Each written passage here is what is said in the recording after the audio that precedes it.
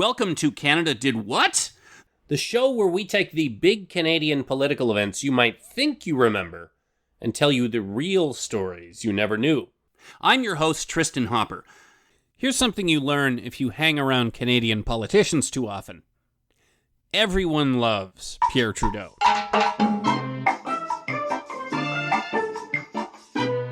Obviously, Liberals do. He kept them in power for 15 years, and then gave them a son who put them in power for another 10 years. But even among Conservatives, a lot of them went through a Pierre Trudeau phase. Former Conservative Prime Minister Stephen Harper certainly did. He liked Trudeau so much that in high school he became a member of the Young Liberals. Jason Kenney, one of Harper's most trusted lieutenants and the founder of Alberta's United Conservative Party, also spent his adolescence as a Trudeau fanboy. And even in a Canada where most of us do not remember Pierre Trudeau as Prime Minister, whenever there's a poll about best Prime Ministers, Pierre Trudeau is always in the top 5, if not number 1. So we're going to do an entire episode relentlessly tearing down the reputation of Pierre Trudeau. Any Prime Minister is going to have a bunch of things in their record that have yielded mixed opinions over the years. They ran up debt. They didn't run up enough debt. They alienated Alberta and Quebec. They didn't alienate Alberta and Quebec enough.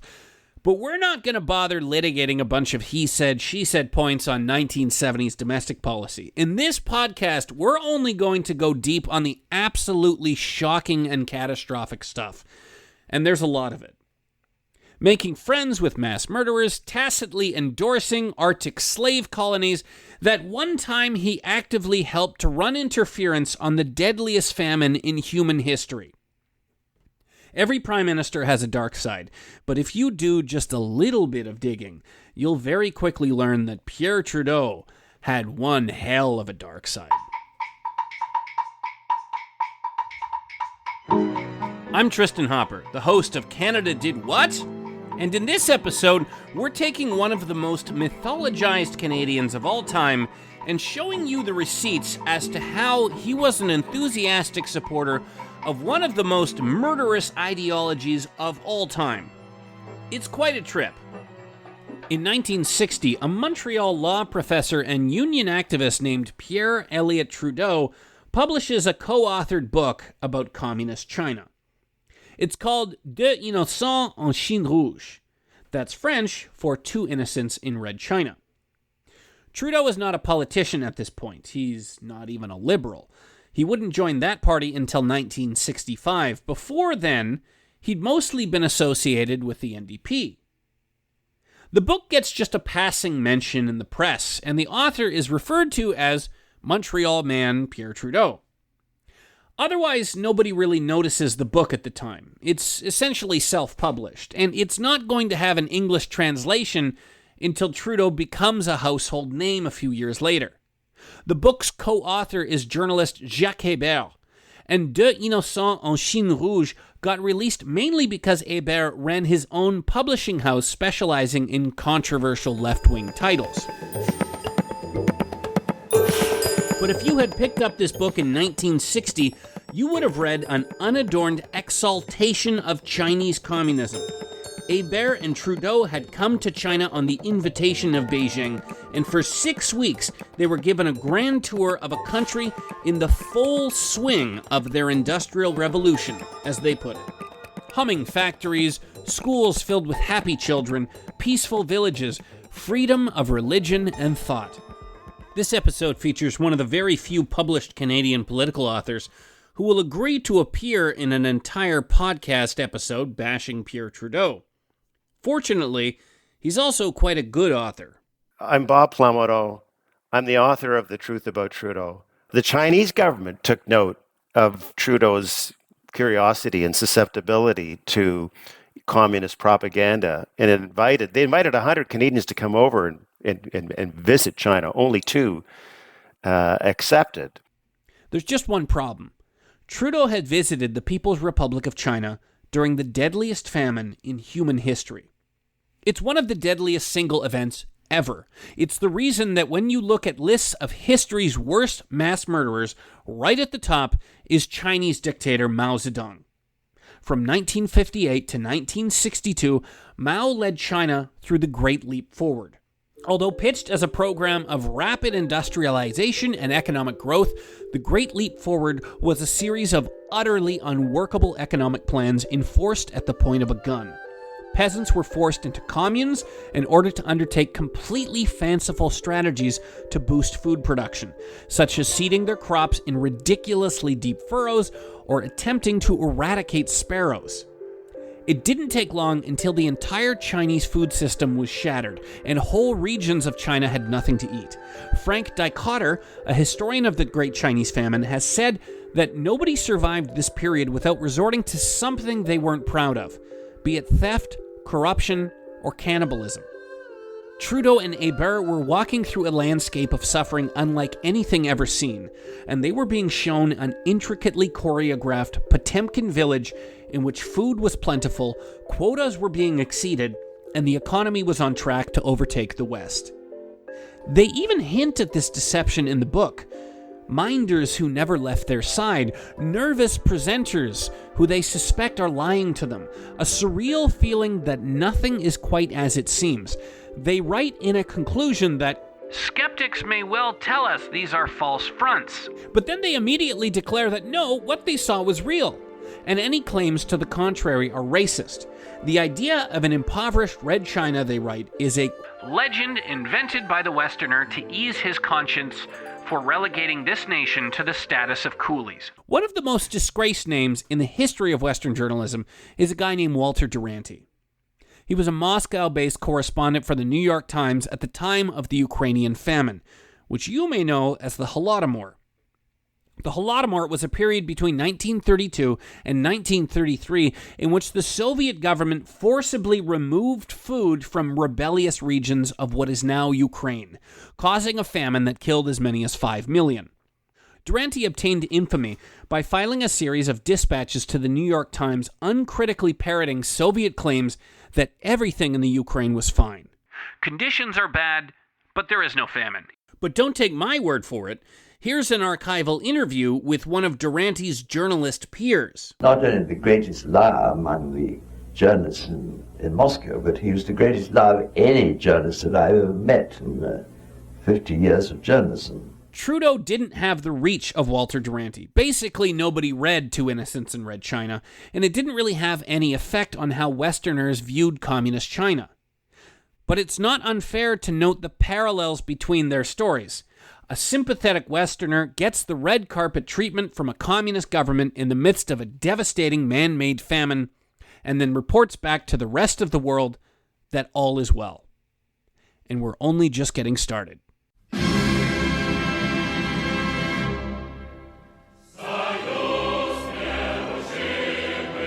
There's no way around this. Pierre Trudeau loved communist regimes. He praised their methods, parroted their propaganda, and excused their faults.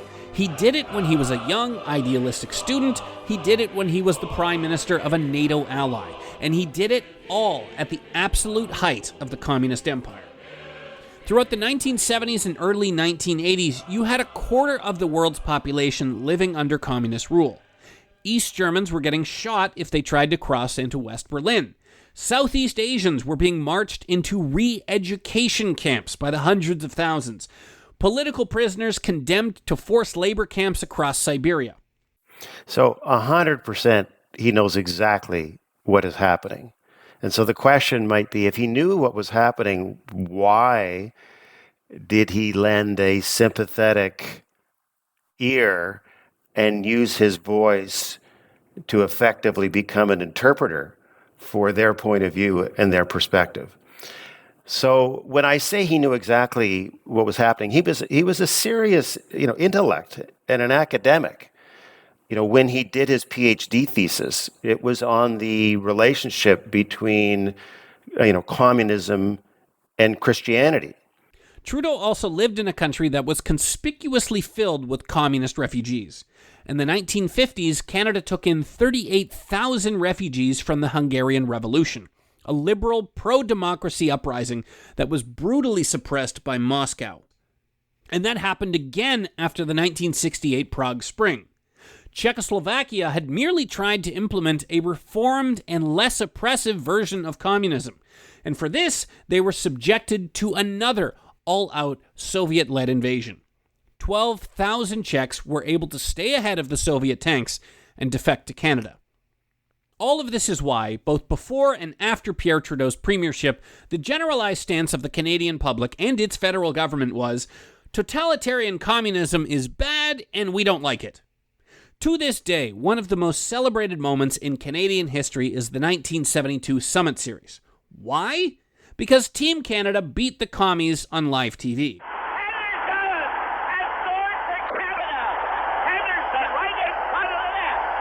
Canadian player Phil Esposito would repeatedly describe the series as a war against Canada's sworn enemy.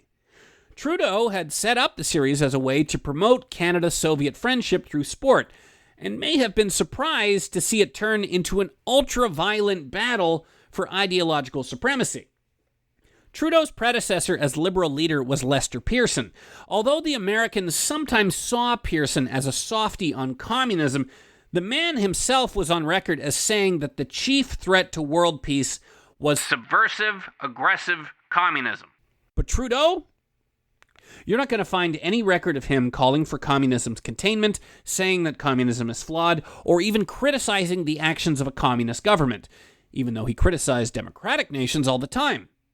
This wasn't realpolitik, in which Trudeau was urging peaceful coexistence with ideological opponents. This was a decades-long pattern of Trudeau looking at militaristic governments crawling with secret police and saying, you know what?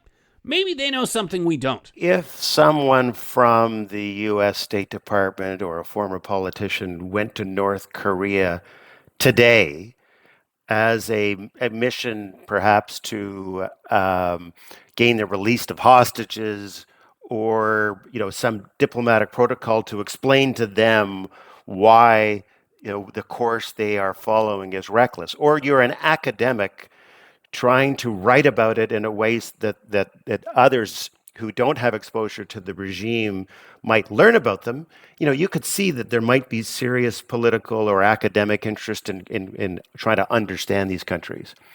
That was not Trudeau's mission. It was pure propaganda.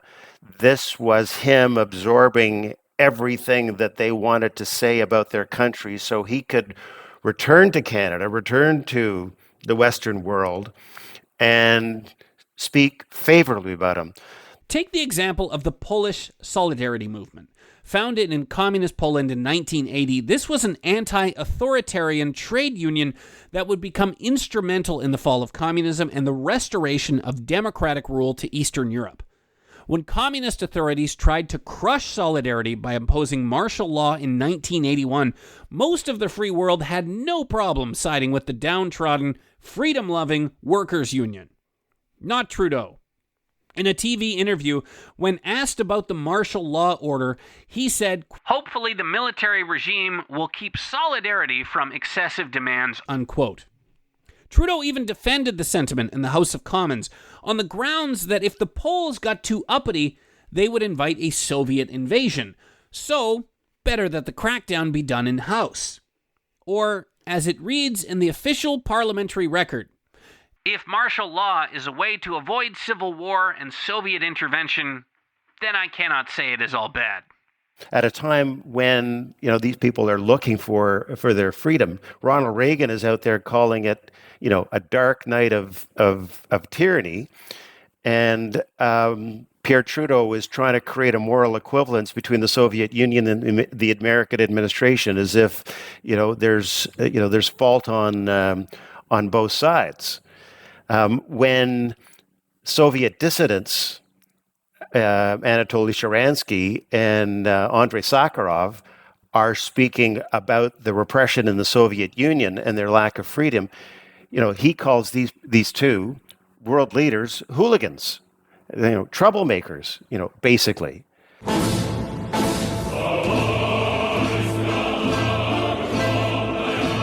Long before Trudeau was visiting China in the midst of famine, he was visiting the Soviet Union under Joseph Stalin. In 1952, Trudeau was 32 years old and a known Marxist sympathizer when the Soviet Union invited him to attend a conference in Moscow.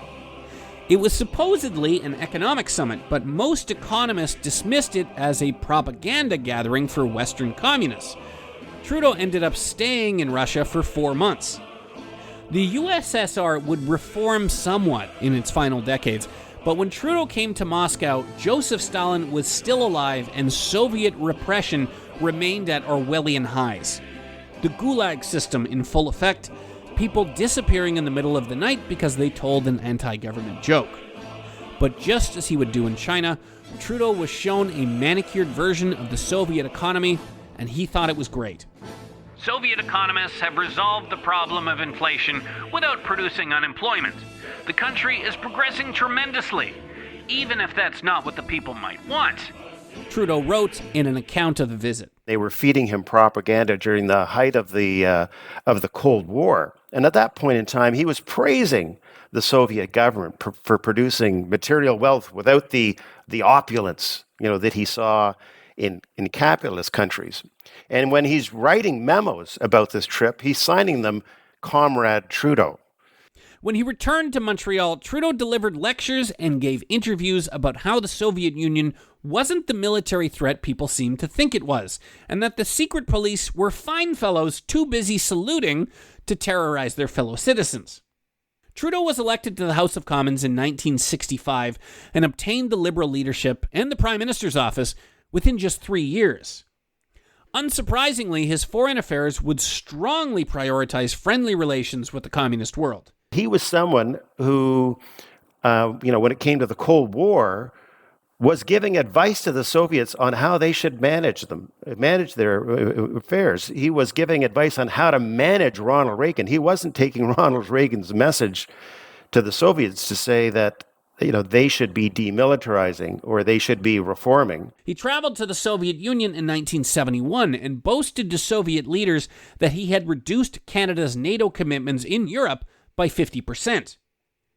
Trudeau was taken to the closed Siberian city of Norilsk, where he praised the Soviets for dramatically outpacing Canada in developing their north. Unmentioned was that Norilsk was built by Stalinist forced labor. This is something that would later be brought up with disgust by the Soviet dissident Vladimir Bukovsky, who was a prisoner in the Norilsk Gulag at the time of Trudeau's visit. At an Ottawa press conference in 1977, Bukovsky would say this about Trudeau. When he praised it, he praised this thing built on millions of human bones. It was an awful thing to say. He insulted me, other prisoners, and the Soviet people. Bukovsky wasn't the only Soviet political prisoner to express his disgust at Trudeau's visit to Norilsk. Andrei Amalrik was in a Soviet prison cell when he heard a propaganda broadcast carrying Trudeau's comments, lamenting that Canada didn't have its own Norilsk. As Amalrik later wrote in a memoir, I felt the urge to shout back at Trudeau. Arrest 1 million Canadians. Send them beyond the Arctic Circle. Have them set up a barbed wire fence around themselves, under the muzzles of machine guns. Have them dig mines and build houses. And then you'll have as fine a city as Norilsk. It's worth asking if he was in the tank for the Soviet Union and Cuba and China, what benefit ultimately did that deliver for them? I think in the end, not much. I mean, he was a counterweight. He was someone who had a voice, but I don't think he was ever taken seriously in the capitals around the world that mattered. I don't think he influenced Ronald Reagan's policy on the Cold War. Trudeau's 1971 visit would be reciprocated almost immediately with a visit to Canada by Soviet Premier Alexei Kosygin, a visit that Trudeau saw as a diplomatic coup. But Kosygyn's Canadian sojourn would probably be most remembered for the actions of one of those Hungarian refugees I mentioned, 27-year-old Giza Matrai, whose family had fled to Canada ahead of Soviet secret police in 1956, managed to break through a security cordon, leap onto the back of the Soviet premier, and briefly ride him like a horse. I spoke to Matrai in 2014. He said that after a few seconds on the Soviet premier, he was tackled by Mounties, some of whom were dressed in ceremonial red serge. But as soon as they had him behind closed doors, they said, "Nice going, but you shouldn't have done it this way." Where all of this most veers into the surreal is Trudeau's close personal friendship with Cuban dictator Fidel Castro. So he's done the Soviet Union, he's done China at a time when no one was going there, and then he ventures into communist Cuba in 1964 after Fidel Castro had taken over. And he watches Fidel give these 4-hour-long speeches in front of the throngs of thousands, tens of thousands of people. And after watching him deliver the speech, he says, you wonder, what's the need for elections? This is 1964. This is just before he becomes a candidate for the Liberal Party of Canada in the 1965 election. There's plenty of instances of 20th century world leaders being friendly with one another, even if they come from ideologically opposed systems. But Trudeau's relationship with Castro went well beyond two government leaders who simply got on well at summit meetings. Castro would end up occupying a space in the Trudeau family similar to that of a beloved uncle. They went diving. They smoked cigars together. They gathered sea urchins for beach cookouts. Informal talks at an island hideaway intensified their respect for each other, and their mutual enjoyment of skin diving added to the rapport. In addition to a well-publicized 1976 summit meeting, Trudeau took 3 separate vacations to visit Castro after his time in politics had ended.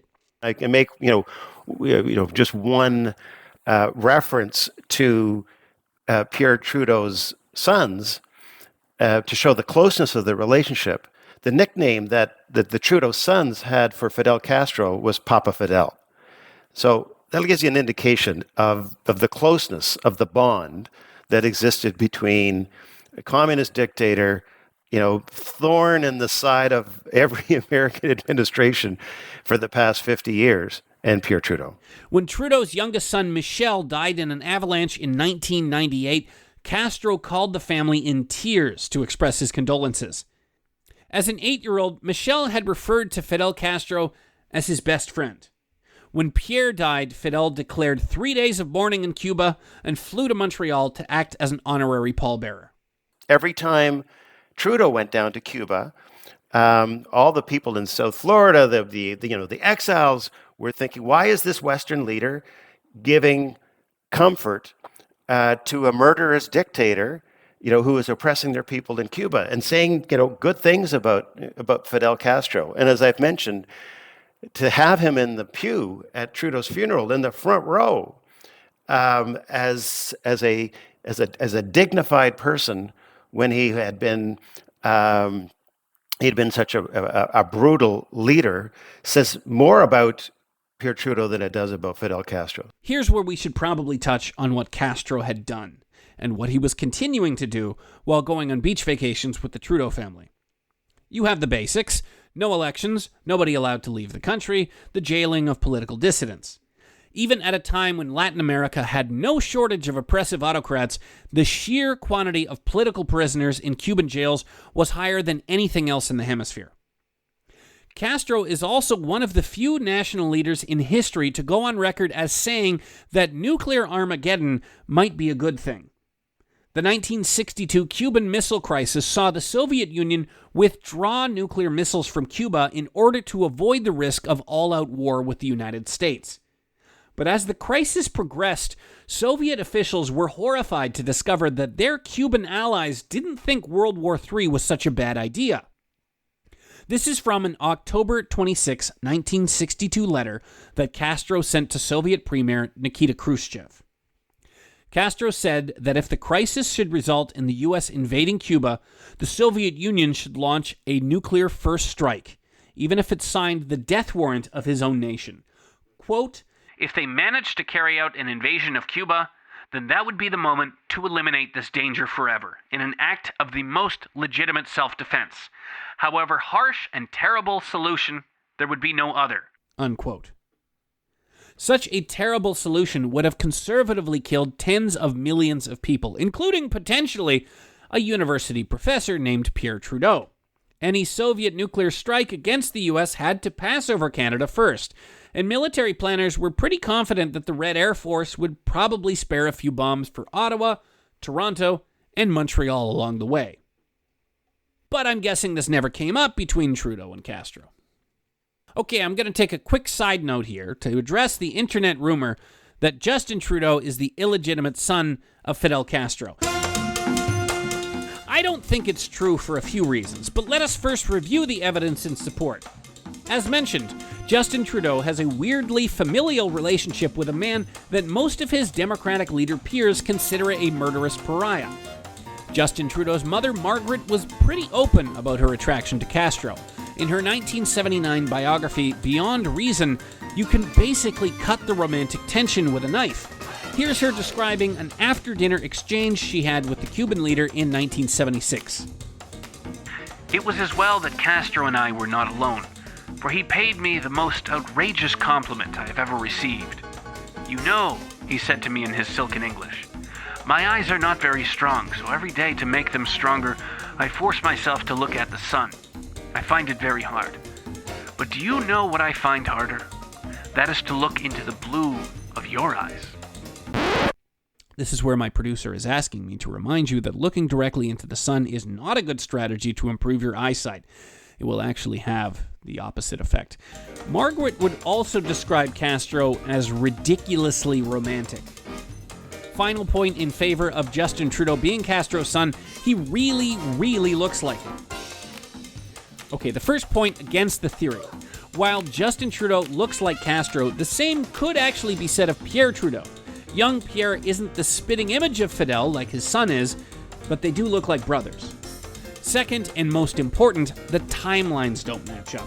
Justin Trudeau was born on Christmas Day, 1971, which means he was conceived in the spring of that year. So, a few weeks after his parents were married in a quiet ceremony in North Vancouver. But the Trudeaus didn't meet Castro until 1976, when Justin was 5 and both of his brothers had already been born. His youngest brother, Michel, was a baby during the visit. If you've seen that photo of Fidel holding a baby next to Margaret Trudeau, that's Michel, not Justin. But wait, you say. The Trudeaus took their honeymoon in the Caribbean nation of Barbados, and there's an April 1971 United Press report saying that the couple left Barbados on a chartered plane to take a "quick side trip to an unidentified nearby island," unquote. So maybe that island was Cuba, yada yada yada, impregnation. Okay, but Barbados and Cuba are at opposite ends of the Caribbean. They're 2,700 kilometers apart. That's the distance between Saskatoon and Montreal. Even if the charter plane was a jet, they would have to be in the air most of the day to make a round trip to Havana without anybody noticing. That leaves only a few hours for the Prime Minister of Canada to take his new 22-year-old bride, convince her to have unprotected sex with a Latin dictator she's never met, and then get back on the jet, bear the dictator's child 9 months later, and never tell anybody this had ever happened. Okay, that's enough about that. Let's get back to Pierre.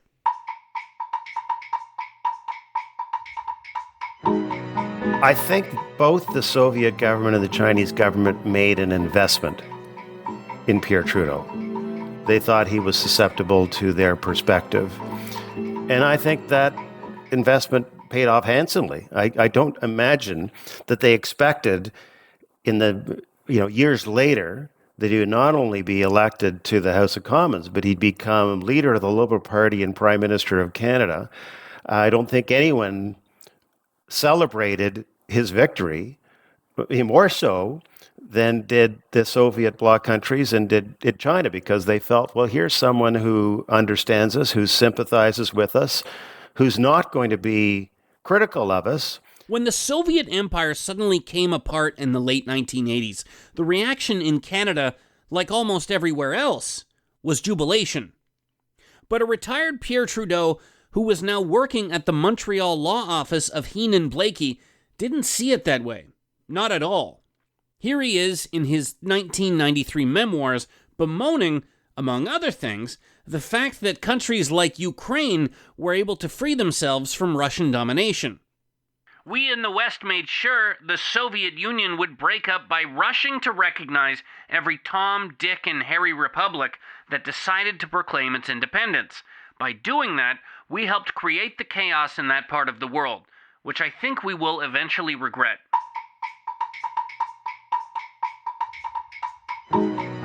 What I find fascinating, and I still can't understand, is how can he in Canada stake his political career on the adoption of a Charter of Rights and Freedoms, which is essentially a check and balance on government, and putting the supremacy of the individual over the power of the state. How do you reconcile those two? So he is all about freedom and independence and individual liberty in Canada, yet he is the apologist to all those who are repressing individual rights elsewhere around the world in the most brutal way. Trudeau's sons have all had the same blind spot when it comes to communist tyranny. But theirs is arguably more understandable because, to them, the deadliest ideology of the 20th century mostly took the form of attentive old men giving them presents and taking them on vacations.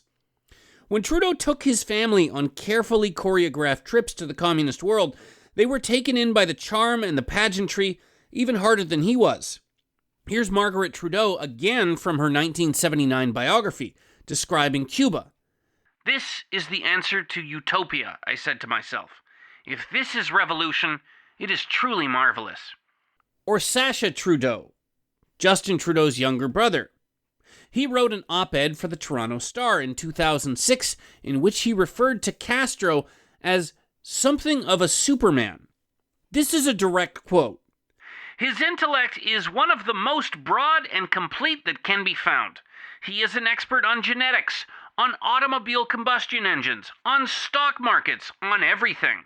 Combined with a Herculean physique and extraordinary personal courage, this monumental intellect makes Fidel the giant that he is.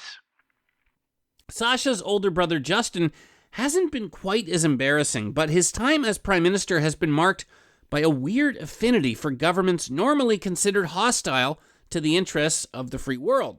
When Castro died in 2016, Trudeau issued a statement cheering the late dictator as a legendary revolutionary and orator.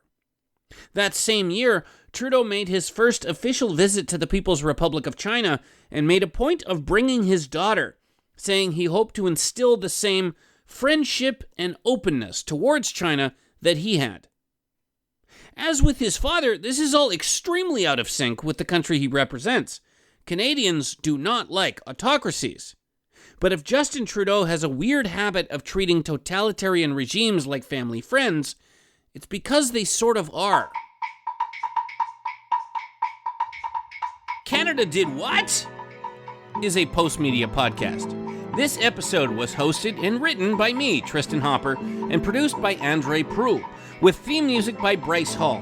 Kevin Libben is the executive producer. You can subscribe to Canada Did What on Apple Podcasts, Spotify, Amazon, YouTube, or wherever you get your podcasts. If you pay us enough, I'll even send it to you via cassette tape. If you like this episode and want to hear more of Canada Did What, you can help make that happen by simply leaving us a rating or a review and telling everyone you know to listen as well.